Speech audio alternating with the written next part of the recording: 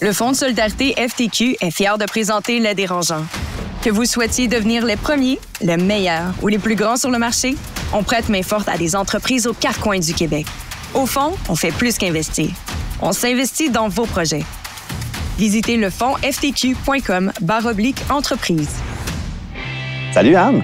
Allô, Étienne! Aujourd'hui, on reçoit Caroline Néron. Pourquoi Caro est une invitée intéressante à recevoir au Dérangeant? Bien, écoute, là, je vais faire une vieille millennial de moi-même. Caroline, moi, j'ai commencé à la suivre, puis elle était dans une série qui s'appelait Diva, puis je fangirl bien solide qu'elle vienne ici aujourd'hui. Mais ce qui est le fun de Caroline, c'est ça, c'est qu'elle a eu un passage d'une sphère d'activité super créative, comédienne. Elle a fait des albums, elle était chanteuse. Elle s'assume pas comme musicienne, mais elle a quand même fait de la musique. Puis on l'a vu évoluer ensuite dans un parcours entrepreneurial qui est allé très vite, je veux dire qu'elle a fait des grandes choses. Puis elle a vécu aussi des échecs qui ont été assez difficiles. Puis aujourd'hui, bien, elle se relève, elle continue, puis elle a d'autres activités business. Donc c'est une invitée qui va avoir une richesse d'expérience à nous partager. Il y a quelques cicatrices dans son dos qu'on va entendre parler. Ça devrait. Génial, j'ai super hâte d'entendre ça et restez jusqu'à la fin de l'épisode parce qu'on a quelques scoops à vous annoncer. On écoute ça à l'instant. Ils font le tour du monde, signent de gros contrats, écœurent pas mal de monde et nous racontent tout ça. Voici les Dérangeants.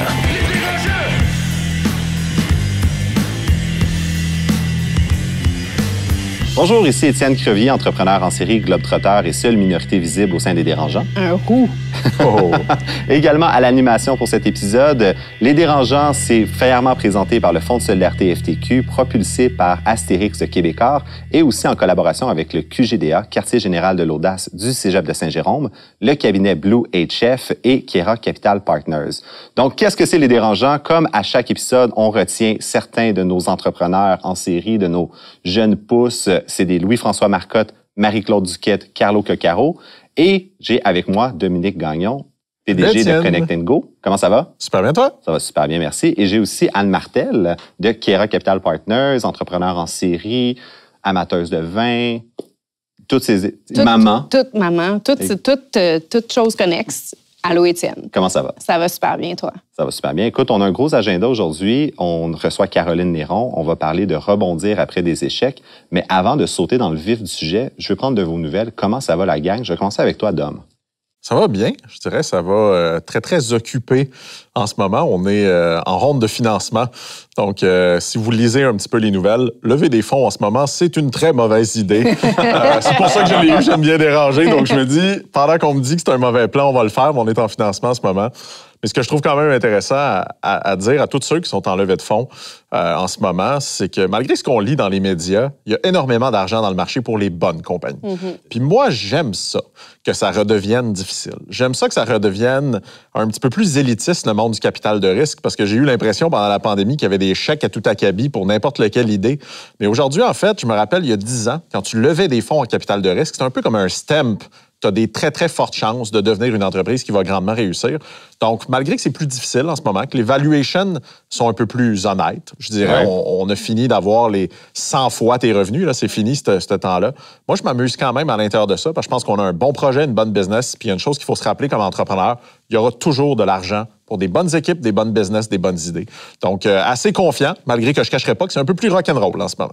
J'en doute pas. Puis c'est vrai qu'on t'a toujours dit dans les années 2000, dans la bulle techno, tu avais une idée sur un coin de table, puis tu sortais avec un chèque de 10 millions déjà là. Oui. On n'est plus là. Non, zéro. Exact. Mais Anne, toi qui es une jeune maman, professionnellement accomplie, dans 1 million de projets, tu dois avoir quand même quelques péripéties derrière la cravate. Comment ça va? Écoute, j'en ai plusieurs, mais je vous avoue que j'ai passé le début de ma matinée avec mon petit garçon, dont c'est l'anniversaire aujourd'hui. Oh, donc, je voulais lui souhaiter bonne fête, Romain. C'est très beau. Et Romain et moi, ce matin, on est allés à la garderie pour aller essayer de trouver des crocodiles, parce qu'apparemment, on a une obsession pour à peu près tous les prédateurs. Donc, ça a été, c'est ça ma vie aujourd'hui. Ben, moi, j'ai toujours dit que la chose la plus triste dans le fait de vieillir, c'est qu'on me demande plus c'est qui mon dinosaure préféré. Mais moi, je vais y aller avec, en fait, c'est le mois de septembre, octobre est probablement une des périodes les plus occupées, actives professionnellement. Oui. Tout le monde revient de vacances.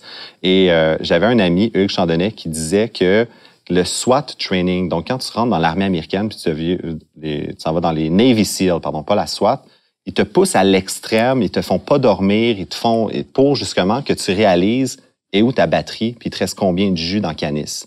Puis ils disent que quand tu penses que tu vas mourir, que tu n'as plus de jus, mais en fait, il te reste 50% de jus dans le canis. Ben moi, je suis à mon 50% en ce moment. OK.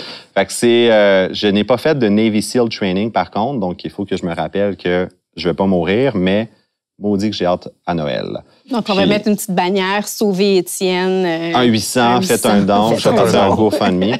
Mais dans les projets qui me motivent énormément, au mois de novembre, dans le fond, dans quelques semaines, on va être au Cégep de Saint-Jérôme pour donner une conférence aux étudiants. Puis ça, c'est la chose que j'aime le plus au monde.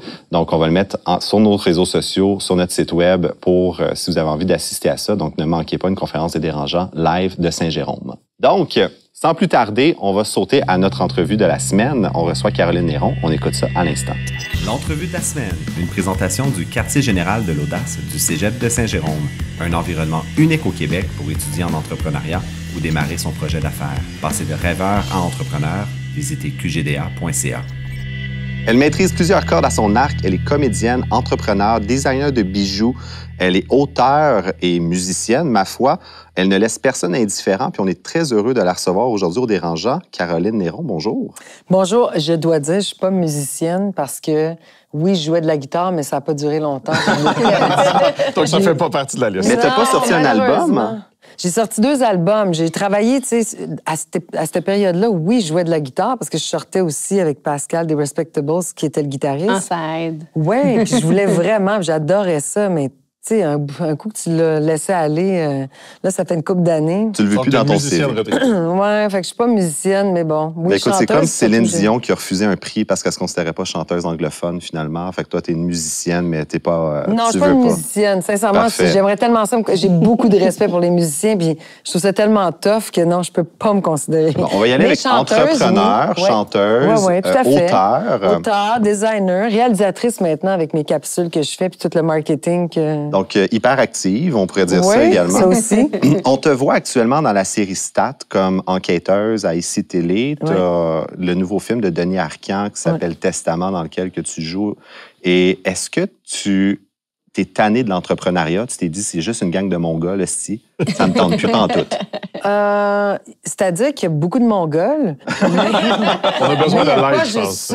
Il n'y a pas juste ça, tu sais. Puis il y a des bons Mongols, tu sais. Il y a toujours du bon puis du mauvais dans tout, même dans les Mongols. Mais non, écoute, je m'ennuie pas. C'est plus... je suis contente, en fait, d'être de retour comme comédienne. Puis je trouve que la vie est bien faite. Dans tous les événements, ça a fait en sorte que j'ai été tellement médiatisée que j'imagine ça a remis mon nom en tête des producteurs.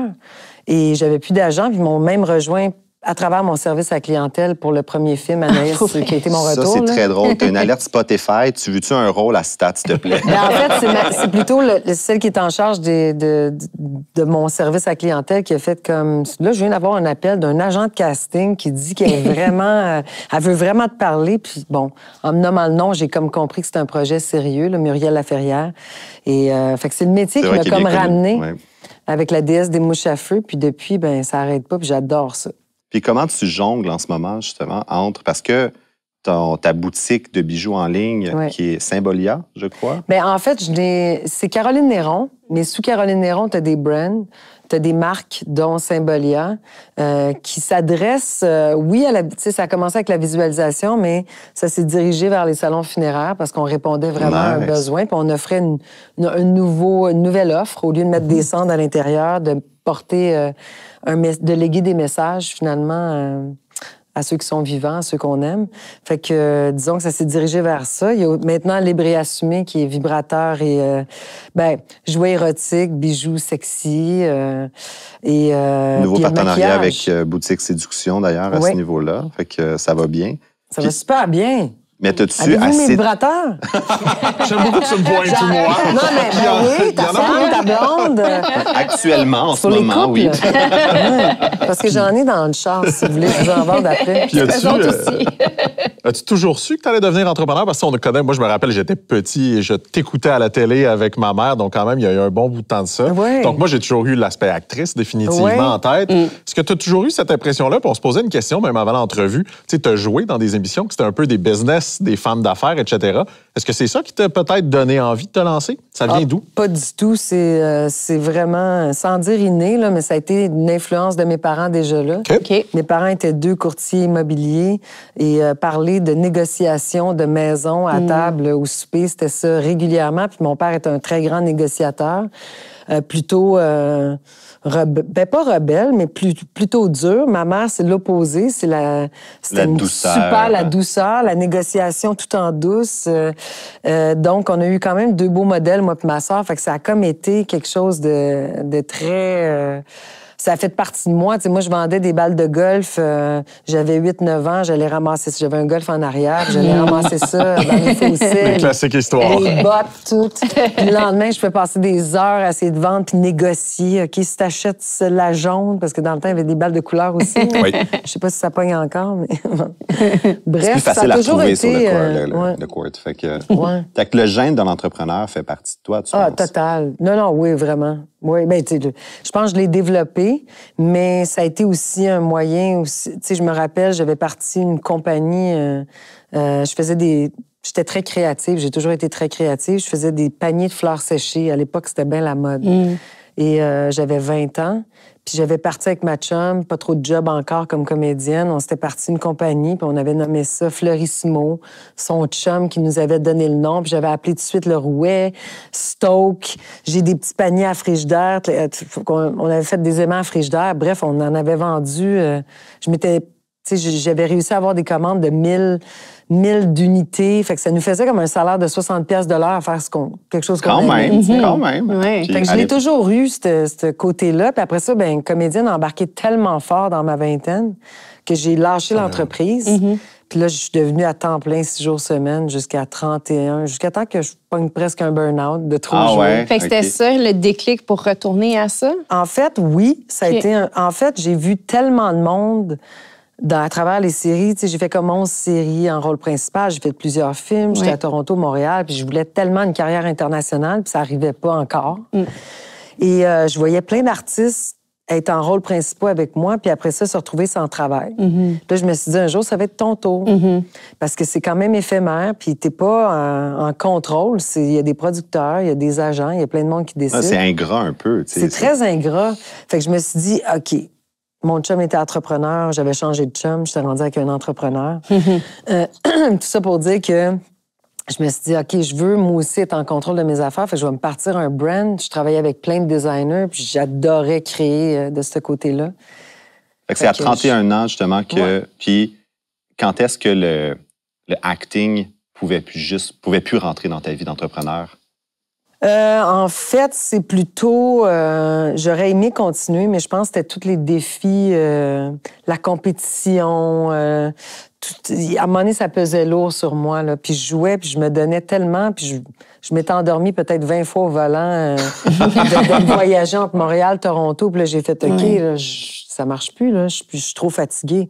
Fait que j'ai fait, non, sais-tu quoi, je vais m'assurer que mon nom reste. Puis après ça, je reviendrai comédienne. Bon, Ben. là, ça Donc, a l'air comme passer si j'avais d'un- prévu au fond, là, mais... Ouais, c'est ça. On a eu quelques moments que tu n'avais pas prévus, par contre, dans cette, Ouais, dans cette longue aventure-là. Mais donc, Oui. tu passes d'un univers où tu es le produit à faire des produits, essentiellement. Mais tu Et veux j'étais encore garder... le produit. Et tu veux encore garder Parce ce que j'étais quand lien-là. même... J'avais le visage partout, tu sais. Oui. Fait que ça m'imposait d'être le produit, puis de... Oui. Mais je créais... En fait, je répondais aussi à mes besoins. J'étais une acheteuse compulsive. J'achetais de la mode comme... une vraie drogue, là, tu sais. Fait que je me suis dit, ben OK, j'ai réglé les bijoux, j'ai plus besoin de mettre d'argent là-dedans. Là, je peux mettre plus d'argent sur ses souliers. Fait que- Là, puis après on ça, les crée- jouets sexuels. Écoute, ça m'est arrivé. Ça a été on m'a approché pour ça. Il a fallu qu'il y ait une réflexion autour de ça. Mais, Mais on y reviendra parce qu'on ne peut pas passer sous silence. En fait, en 2019, l'entreprise Ouais. Caroline Néron qui a dû se placer sous la loi de la protection de la faillite Quelle horreur. Alors qu'en 2017, tu avais 155 employés, 20 boutiques à travers le pays. Qu'est-ce qui s'est passé? Écoute, c'est un tout, hein. Tu peux pas t'attendre à ça, mais surtout, moi, l'erreur que j'ai faite, j'étais rendue à même 200 employés là, à la Les fin. statistiques sont mauvaises. Je vais dire ça à ma recherchiste. Ben écoute, c'est parce que tout le monde a des statistiques. Il y a tellement de choses qui ont été dites. Employé à temps partiel, employé à temps plein. Mais quoi, toujours. Les FTE, Full-Time Equivalent. Mais moi, je l'ai appris, en fait, par surprise. Tu sais, j'étais dragon à cette période-là, puis j'étais en pleine émission. Puis je reçois à un moment donné un appel de la banque qui me dit « T'as pas remis d'état financier depuis 6 mois, dont ta fin d'année. Puis je fais « Pardon, voyons, non, c'est impossible. » Puis je me rappelle la discussion, puis là, je commence à... OK, mon comptable, c'est quoi, là? Puis j'avais une équipe de comptables. Là, t'as un buzz dans les oreilles. Là, j'ai un buzz. Ouais. Ce qui est quand même surprenant, tu as eu cet appel-là pendant que tu étais une dragonne. Donc, pendant que d'une certaine façon, tu étais... Parce que c'est l'image de l'entrepreneur à succès. Quand on s'en va dragon, nous, parfois, on challenge un peu les dragons parce que, mais justement... t'as raison, des challenger. Mais toute entreprise, c'est up and down. Puis il y a des choses que tu peux pas contrôler, quand même qu'on dit que tu peux contrôler. C'est sûr que je te dirais que j'ai quand même une approche très différente aujourd'hui, mais... Moi, j'étais beaucoup... Tu sais, j'ai tout appris sur le tas, là. Tu sais, j'étais allée en finance à McGill, mais j'ai pas écouté, là. Tu sais, j'ai juste fait du social. C'est de l'osmose. Ben, je venais juste apprendre l'anglais. Moi, le reste, je comprenais rien d'un cours, mais je passais. Fait que tout allait bien. Mais tout ça pour dire que j'ai appris sur le tas. Fait que c'est sûr que aujourd'hui, j'écouterais plus. Il y a des réflexions que je serais moins aussi prompte dans mes décisions. Tu sais, oui, j'avais des bons flashs. Oui, j'avait de la vision. Oui, tout était bon. Mais je développais aussi une certaine paresse. Plus ça grossissait, plus je me disais, bon, j'ai une équipe de comptables, pas besoin de les États, ils vont le faire à ma place. Ouais. Tu sais, il y a quelque chose qui s'installe, puis c'est bien malgré toi, c'est que ça va vite, puis toi, tu gardes la job que t'aimes. Carrément. Donc, moi, j'aimais le développement des affaires, le développement produit. Fait que je créais. Et j'ai tellement créé de produits, là, trop. Aujourd'hui, je comprends qu'il faut que je contrôle mon inventaire. Mais, tu sais, c'était comme, il n'y en avait jamais assez. Fait que c'était des 300 nouveaux produits par collection. T'es sérieuse? Oui. Écoute, tu sais, quand j'ai récupéré l'entreprise, j'ai au moins 10 000 dessins. Là. J'ai pas besoin de... Tu sais, je faisais travailler 5 designers à la fois, puis j'étais sur toutes les cas, puis j'avais toujours un nouveau flash. Puis est-ce que c'est une histoire de trop, c'est comme pas assez? C'est comme quand tu vas dans un menu au restaurant. Tu sais, tu vas dans un restaurant, tu regardes le menu, puis là, c'est 8 pages. T'es comme, je sais-tu ce que je veux manger, tu sais? Est-ce qu'il y avait trop de produits à un certain sens à un moment donné? À un moment donné, il y en avait trop, puis il y avait surtout pas assez de contrôle sur l'inventaire. Parce que moi, j'ai découvert plein d'erreurs avec le temps. Là, j'ai découvert qu'on avait tassé, qu'il y a un employé, pour faire sa bonification, a fait tasser 1 million de produits, quand même, $1 million de produits. Pour obtenir sa bonification sur les magasins. Il y a eu plein de monde qui ont réussi à faire des choses parce que je regardais pas assez. J'étais pas assez dans le... j'étais pas assez impliquée dans tous les départements assez régulièrement. Aujourd'hui, j'ai 6 employés. Je suis dans tous les départements. Il t'en passe pas une. Hein? Ben, des fois, puis c'est de l'erreur humaine aussi. Il y a de l'erreur humaine. Moi aussi, j'en fais. Fait que ça aussi, c'est pas juste des employés qui m'ont qui ont été malhonnêtes. Il y en avait des malhonnêtes. Sur 200, c'est clair, tu vas empoigner des malhonnêtes. C'est sûr. Mais Dominique. tu vas avoir... Moi, j'ai vécu la même chose. Donc, je m'occupais pas de mes choses, fraude d'1,7 million. Ben oui. Proposition consommateur, parti à zéro. Je continue de dire que c'est de ma faute pour la même raison que tu as dit. Je m'occupais pas de mes chiffres. Donc, moi aussi, j'aimais le BizDev. On est beaucoup les entrepreneurs. Donc, moi, ce que j'aimais, c'était doubler à chaque année. Je disais que le chiffre d'affaires grossisse, mais pendant ce temps-là, la personne transférait doucement des sommes et ne payait pas les TPS TVQ. Moi, ça a été ça, Revenu Québec, ils sont très peu négociables. Je ne ferai pas de plug à Revenu Québec parce que clairement, c'est les plus durs à parler. Mais moi, j'ai vécu exactement le même genre d'aventure. Puis, comment tu vois? Parce que je lisais un peu dans les articles, puis à quel point tu te sens responsable quand même de cette histoire-là? Parce que, tu sais, souvent, on dit que le président est le final responsable. Parfois, j'ai vu peut-être dire, OK, c'était mes comptables, c'était mon équipe. Mais, tu sais, Caroline, elle, c'est quoi la part de responsabilité qu'elle prend peut-être dans cette Non, elle n'en prend pas peut-être, elle en prend. Elle en prend. Mais pas seule. Mais je la prends pas seule, puis... Pouce, mais pouce égal, Dominique. Non, c'est ça. Je la prends, mais je la prends pas seule, mais... Dans les faits, fallait que ça l'arrive. Ça m'a quand même... Un apprentissage. Ben là, grave, là, mais à tous les niveaux, même personnel, ça m'a changé. Ça m'a enlevé aussi beaucoup de pression puis beaucoup de stress parce que de pas connaître, à un moment donné, tu sais, l'inconnu fait peur. Ben, à un moment donné, quand tu connais pas tes chiffres, mais quand tu connais pas même tes dépenses personnelles, tu sais, moi, payer un compte de Bell, tu sais, t'as des assistants, à un moment donné, là, ça l'embarque, les assistants, tu fais plus rien, là. On oublie qu'il y a beaucoup d'entrepreneurs, c'est comme ça. C'est l'image des entrepreneurs. Souvent, on pense qu'on va avoir plus de liberté, on aime faire ce qu'on veut, etc. Puis très rapidement, on n'est pas toujours structuré. Il y a l'image publique, tu sais, de l'entrepreneur qui est parfait, qui s'occupe de ses chiffres. Je me suis fait remorquer une fois par année parce que je payais pas mes plaques, parce que j'oubliais, etc. C'est ça. Moi, je me suis fait ramasser ma voiture, mais mon comptable avait jeté mon permis, mon ci, mon ça. Hein? Attends. Ça va vite. Tu peux plus tout gérer. Puis on entend des fois dans les médias, il y a une faillite de 17 millions, des faillites de... J'ai pas le chiffre exact qui s'est passé, mais... Ben moi, en fait, c'est autour de 600-700 000. Là. Écoute, je sais plus le chiffre, tu sais, je veux pas, le cerveau était...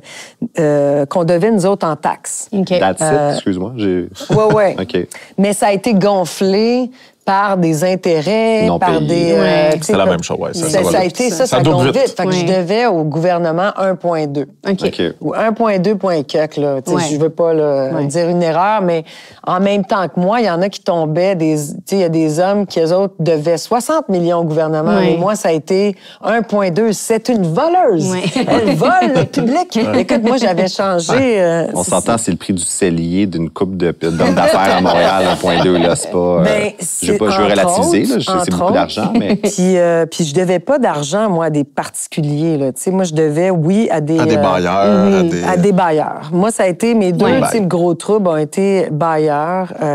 J'ai eu deux personnes qui ont accepté de me passer de l'argent, dont un encore, que je rembourse. Ah oui? Oui. Moi, je veux dire, j'aime mes affaires clean. Les bons comptes font les bons amis. Oui, tout à fait. Mais tu sais, veux pas, ils ont fait de l'argent sur moi. Là, ils me passaient quand même de l'argent à 10 d'intérêt. Fait que, il n'y a pas personne qui fait pas... Ouais. Donc, mais ça reste que c'est surtout des bailleurs parce qu'il y a eu aussi un changement, tu sais, avec l'évolution des ventes en ligne. C'est sûr que les centres commerciaux ont été affectés. C'est sûr que les joueurs plus grands que moi, donc je pense à Garage, Aldo, ils ont pu négocier, eux autres, avec les bailleurs parce qu'ils font quand même, moi, j'ai 40 magasins avec toi, tu vas me faire une baisse de loyer. Mais quand tu arrives, tu fais, moi, j'ai 3 avec toi. T'es le dernier là, qui monte. Fait que t'es le dernier sur la liste. Fait que qu'est-ce que ça fait? C'est toi qui pètes en premier, tu sais. C'est vrai qu'on l'oublie, tu sais, que Aldo ils ont été proches de la faillite. Je pense qu'ils ont même fait une restructuration à un moment donné. Énormément de gens dans le commerce de détail. Et surtout en ce moment, je pense Garage aussi, je pense. Oui, exactement. C'est tous des entrepreneurs extraordinaires. Là. Ils ont énormément de talent, mais t'as des up and down, puis t'as des choses que tu peux pas prévoir, comme par exemple l'arrivée des ventes en ligne. Un des trucs qui m'a surpris. Je vais juste rebondir sur la question. Fait que c'était 1,2 au gouvernement. Toi, personnellement, est-ce que tu as déjà chiffré ta perte de tes poches dans cette faillite-là? Oh mon Dieu! Écoute, juste, ben oui, c'est beaucoup, là. Combien? C'est peut-être 1 million, 1 point quelque, mais ça reste que... C'est une retraite. Il a fallu que je négocie là, le gouvernement direct. Là, avec le 1,2, ils ont pas la proposition concordataire, ce qu'on offrait finalement aux bailleurs et tout, ça passait pas pour le gouvernement. Fait qu'il a fallu que je donne un montant personnel au gouvernement. En plus. Puis après ça, ben c'est sûr que j'ai réinjecté aussi dans l'entreprise, parce que tu penses, un entrepreneur n'est jamais battu. Tu ne veux pas acheter la faillite. Non, vraiment pas. La veille de la faillite, tu ne feras pas faillite. Fait que tu travailles, tu patines, t'es comme un canard qui est en dehors de l'eau, tout va bien, mais c'est horrible, là, tout ce que tu vis, puis tu cherches des solutions, tu dors plus. T'es épuisé, je pense, pour épuisé mentalement, physiquement. Énormément de burn-out, énormément de choses après ça. Puis t'as pas le temps. On dit souvent comme entrepreneur, on n'a pas le temps d'être fatigué. Parce que surtout quand t'es proche de la faillite. En plus, quand t'es mère, ben toi non plus, t'as pas le temps. Fait que, tu sais, moi, je me disais, tu sais, j'avais ma fille 1 semaine sur 2, puis je disais à tout le monde, ben j'ai 1 semaine pour être en dépression, 1 semaine, il faut que je revienne mère. Dépression, mère. Tu sais, c'était comme ça. Et tu dis que ça t'a transformé. Quels éléments de ça t'ont transformé, puis comment ça t'a transformé? À tellement de niveaux. Ben, premièrement, je suis mes chiffres. Et j'ai surtout. Tout à l'heure, Caroline a vu une vente sur son téléphone. Elle suit aussi ses ventes. Elle est très, très excitée du gling-gling de Shopify. Mais, tu sais, j'ai demandé à ma cousine à me montrer comment me servir d'un ordinateur, parce que j'étais à mon 2e que j'achetais et que j'avais jamais ouvert. Puis je dis ça, puis il y a tellement de présidents que je connais qui, comme moi, ne savaient pas du tout un fichier, comment tu transfères ça. J'étais là. Je connaissais rien. Fait que ma cousine m'a appris. Fait que là, maintenant, je fais mes fichiers, je fais mes tableaux de dépenses personnels, de compagnie, de telle compagnie, de telle... Bref. Puis je travaille aussi avec des comptables, puis je veux comprendre. Avant, je voulais pas. Je rentrais dans le bureau de comptable. En partant, j'étais fâchée de rentrer dans le bureau parce que je savais qu'elle allait être plus pessimiste dans mes... Ils partageaient pas ta vision. On essaie de les convaincre. Hein? Moi, je sais pas, ça m'est arrivé souvent d'essayer de convaincre les comptables. C'est pas si pire que ça. Mais ils ont souvent raison, malheureusement. C'est-à-dire... Ils ont une perspective, je pense, qui est importante. Ouais. Qu'aujourd'hui, je considère vraiment, mais... mais c'est pas les plus créatifs. Non, ça me tente... J'étais pas là. Puis ça m'a amené à être beaucoup plus attentive à tout ça, puis à regarder aussi, à revoir, parce que même si là, ça fait depuis 2020, même 2021, j'ai racheté l'entreprise d'un des créanciers. Et... Fait que ça existe encore, donc c'est revenu justement c'est revenu avec... total. Totalement. En fait, ça n'a pas arrêté longtemps. Ça a arrêté le temps que ça rentre. Parce que quand tu fais faillite, ton entreprise est soumise à n'importe qui peut la racheter. Puis en général, c'est des liquidateurs. Puis là, tu veux pas être racheté par un liquidateur parce que moi, je savais que j'avais 2 créanciers que je voulais rembourser. Fait que j'ai offert à un, j'ai fait rebid ce que tu as mis pour la proposition concordataire, rebide-les pour acheter l'entreprise. Si tu gagnes, je travaille pour toi gratuitement jusqu'à temps que je te rembourse. Puis c'est ce que j'ai fait. Ça, c'est le fun. Ça, c'est un beau. Puis un des trucs qui m'a un peu surpris quand même, c'est que tu continues sous ton nom. Parce que c'est sûr que quand on est public, on a un de nos co-animateurs qui est Louis-François Marcotte. Puis ce matin, j'écoutais Pierre-Yves McSween. La vente de sa maison est sortie publique. Puis il nous dit à quel point il n'avait pas envie que les gens sachent la valeur de sa maison. Et Pierre McSween challengeait un peu ça en disant, quand tu es une personnalité publique, tu es une personnalité publique du début à la fin. Je sais que tu l'as vécu, puis là, tu te relances encore sous le nom de Caroline Néron. Ça te stresse-tu peut-être, ce côté-là? Non. Tu peux en profiter, c'est en plus. C'est un bon nom. C'est bien de voir que tu n'as pas perdu la confiance. C'est-à-dire, je sais c'est qui Caroline Néron, je sais que j'ai un bon cœur. Je contrôle le nom. Je contrôle la personne qui est derrière le nom. Puis écoute, tu sais, j'ai fait des erreurs, mais j'ai jamais voulu... tu sais, ça n'a jamais été dans le but de faire une... Ça t'a jamais donné envie un peu de dire « je vais cacher plus mon nom ». Au contraire, tu as dit « je l'assume et je le continue ». Puis moi, je trouve ça extraordinaire de continuer. C'est parce qu'il y a une chose, entre autres.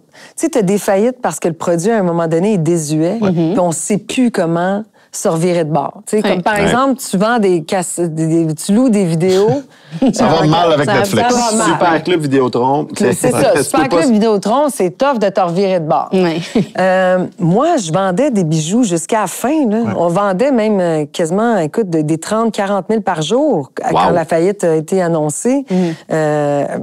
Avant la faillite, c'était fou comment on vendait. C'était pas le produit qui était désuet. Fait que je me suis dit, c'est une passion. J'aime ce que je fais, ça me nourrit, puis pourquoi j'arrêterais, c'était pas... Puis d'ailleurs, j'ai eu raison d'y croire parce qu'effectivement, tu sais, ça a reparti. C'est sûr, c'est difficile. Ce qui a été tough, c'est que j'avais 21 magasins, là, je tombe à 0 magasin, et là, je ressollicite. Tu sais, j'avais aussi des clients, des boutiques cadeaux, des bijouteries qui tenaient aussi ma ligne. Mais là, tu les ressollicites, puis là, ils sont fâchés que tu aies eu un magasin dans leur ville. Fait qu'ils font on va bloquer dans la ville, nous autres. Tu sais, en quelque part. Fait qu'il a fallu que je me batte à des. Tu sais, c'est un peu ingrat. Parce que là, les gens, ou sinon, as-tu volé? C'était-tu une voleuse? Fait qu'ils te raccrochent quasiment à la ligne au nez comme si t'étais une mauvaise personne. Les gens au Québec aiment nous voir tomber. La réalité, c'est une culture au Québec comme entrepreneur. On a vu beaucoup d'histoires, mais il y a ce côté-là. Tu t'as dit une phrase que j'ai lue hier, une quote de Tom Cruise qui disait. Tout le monde t'invite à poursuivre tes rêves, mais quand tu les atteins, les gens ont hâte de te voir tomber. Puis moi, je me disais, c'est juste au Québec que ça se passe. Ben non, tabarnouche, c'est partout. C'est partout. C'est triste. Les dérangeants sont fièrement supportés par le cabinet Bleuet Chef Légal. Réflexion juridique, réflexe d'affaires. Communiquez avec nous pour vos besoins en droit des affaires et des technologies. Tu as annoncé en 2023 que tu te lançais dans le maquillage avec Marilyn de Artiste. Oui.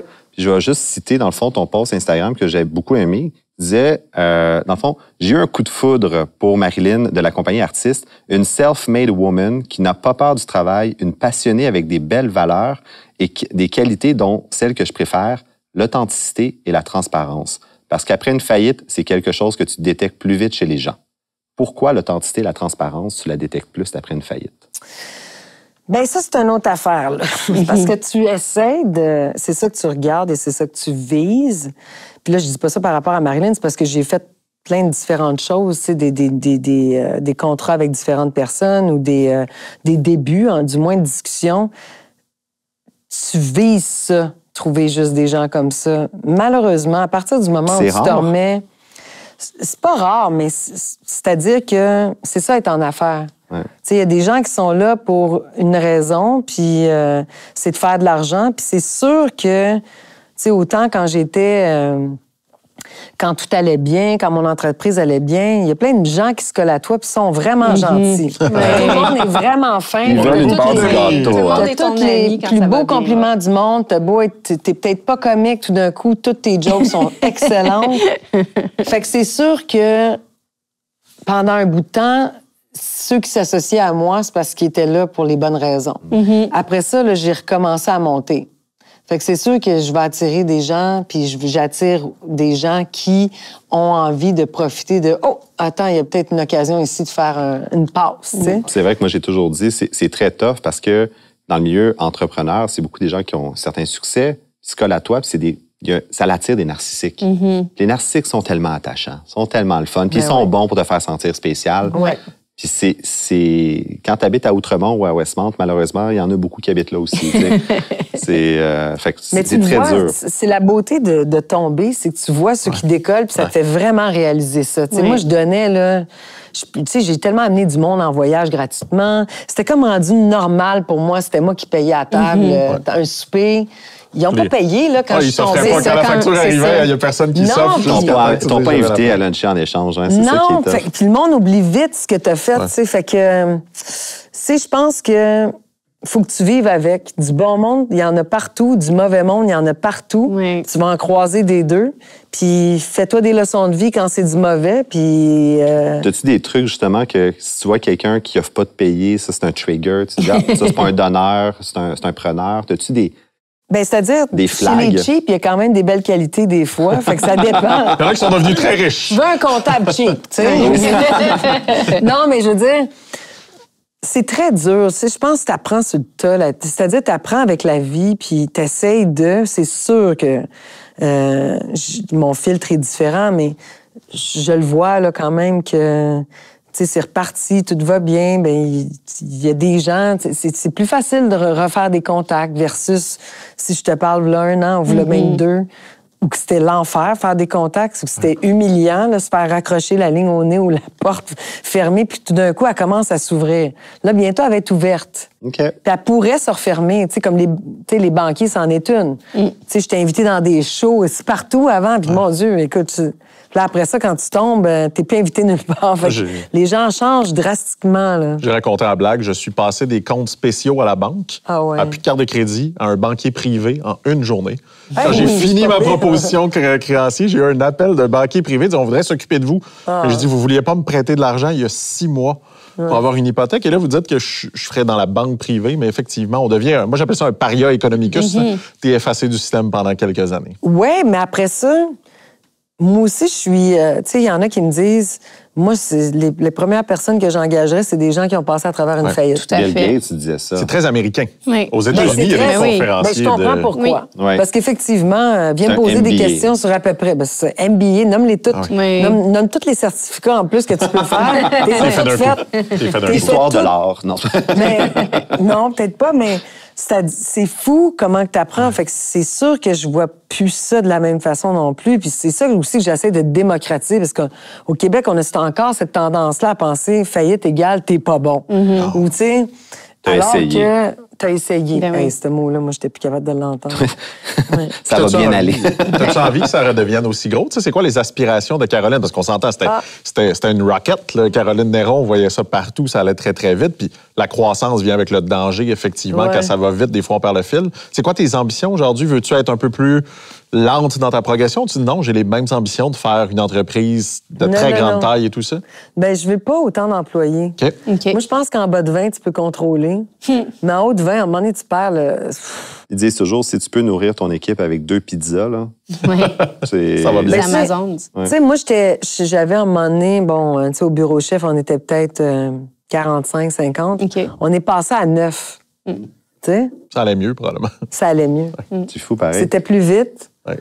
Puis j'enlève rien à personne. C'est juste que c'est facile aussi de demander l'assistant de l'assistant. Tout le monde devient... Tu sais, c'est n'importe quel emploi, à un moment donné, tu deviens toi-même perdu, puis c'est bon d'avoir un œil extérieur pour te ramener puis faire, regarde ton horaire, là, regarde, ça rentre dans ton temps. Tu es capable de faire ta journée en 7 heures. Puis, tu sais, moi, je crois même le 7 heures, je trouve ça... je pense qu'une personne, les gens sont en général très efficaces un 4 heures, là, puis le reste du temps, ça niaise. Moi, la première. Fait que c'est pour ça que je suis pas du type à faire... J'ai jamais fait travailler des employés. Moi, à 5 heures pile, il y avait plus personne dans mes bureaux, puis je comprenais pas mes amis qui avaient des entreprises qui me disaient « Nous autres, ça finit à 7, 8 heures. Je dois être brûlé mentalement, physiquement et tout. » Je m'en voudrais de t'avoir devant moi, puis pas de te parler de ta meilleure idée que j'ai jamais vue le jour. C'était Ricardo, à l'émission de Marc Labrèche sur Nouveau, qui a dit que tu l'avais contacté pour faire un vibrateur. Elle a dit qu'elle était bonne. Je ne voulais pas faire un vibrateur. Non, mais c'était une pub. Faut quand même... C'est quoi déjà? Le vibrateur à carreaux, la crème à Ricardo. Pour vrai, j'ai pas de questions, je veux juste investir. En fait, il l'a changé. Il l'a modifié un peu. On est supposé leur savoir, on va y en reparler. C'est un gars qui a de la répartie, puis j'ai toujours adoré Ricardo, puis à chaque fois qu'on se voit, on a beaucoup de respect l'un pour l'autre. On est 2 entrepreneurs en plus. Mais moi, c'est vrai que je l'ai approché, je fais des pubs, des capsules humoristiques pour vendre mon produit, le démocratiser. Puis j'avais fait, ça serait excellent qu'on fasse une compétition. Qui c'est qui fait monter une meringue plus rapidement entre mon vibrateur et ton Alexandre? C'est malade. C'était ça, non, mais c'est génial. Il a refusé? Il a refusé. Ça, c'est triste. Ben, l'image. Mais, puis je dis ça, Ricardo.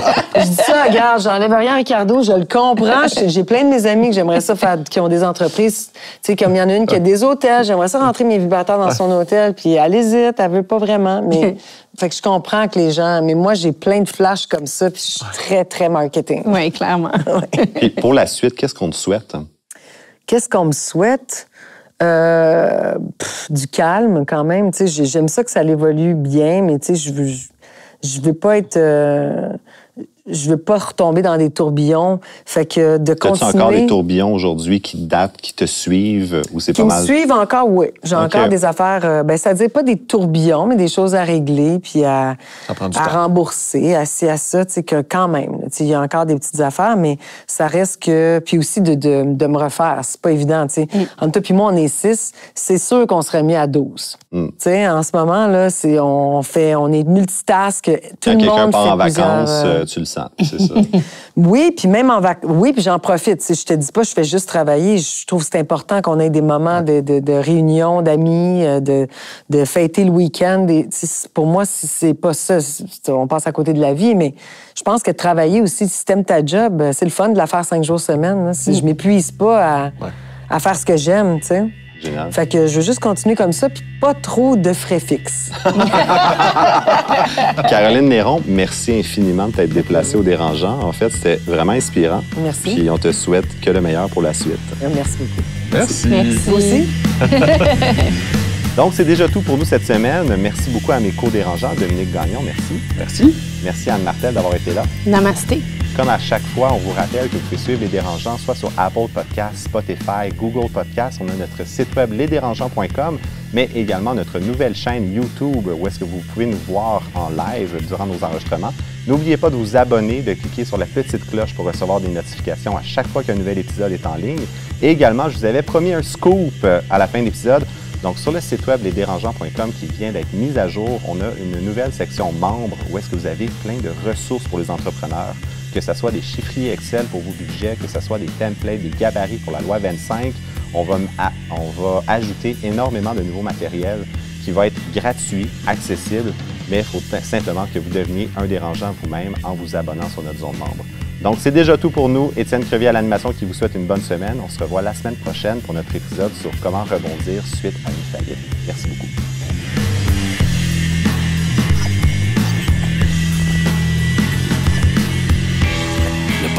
de la nouvelle génération d'entrepreneurs au Québec. Les Dérangeants. Les Dérangeants!